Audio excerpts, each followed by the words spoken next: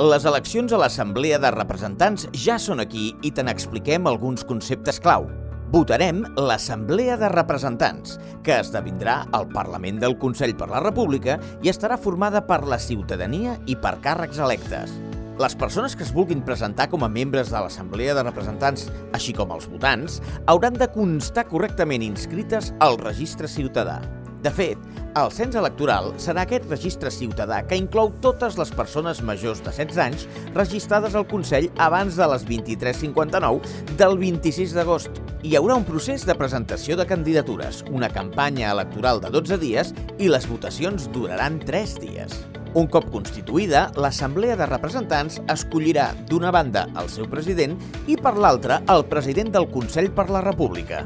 La principal funció de l'Assemblea és la de representar els ciutadans que formen part del Consell i impulsar l'acció política d'aquests. A més, tindrà funcions de reglamentació interna i de control de l'executiu, és a dir, del govern del Consell.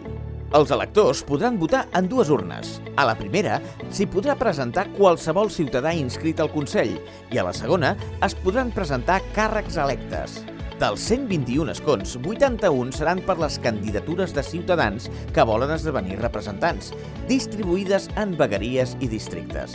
Cada elector podrà votar com a màxim tants candidats com representants electes hi hagi a la seva circumscripció. Els 40 escons restants seran per les candidatures de càrrecs electes del Principat, regidors, diputats, eurodiputats, senadors, que tindran una circumscripció única.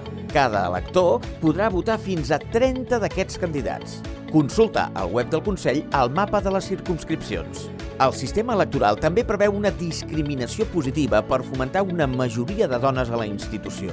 La meitat de la representació de la circumscripció s'atorga a les dones més votades i l'altra meitat a les persones més votades, siguin homes o dones. La legislatura dura 2 anys, el vot és lliure i secret. El procés de participació es fa a l'espai al teu perfil ciutadà, sigui per l'app o la web del Consell. A més, per garantir la validesa de cada vot, es farà servir un sistema múltiple de verificacions dels registrats. Eleccions a l'Assemblea de Representants. Aquest 1 d'octubre, vota llibertat. Vota per la República.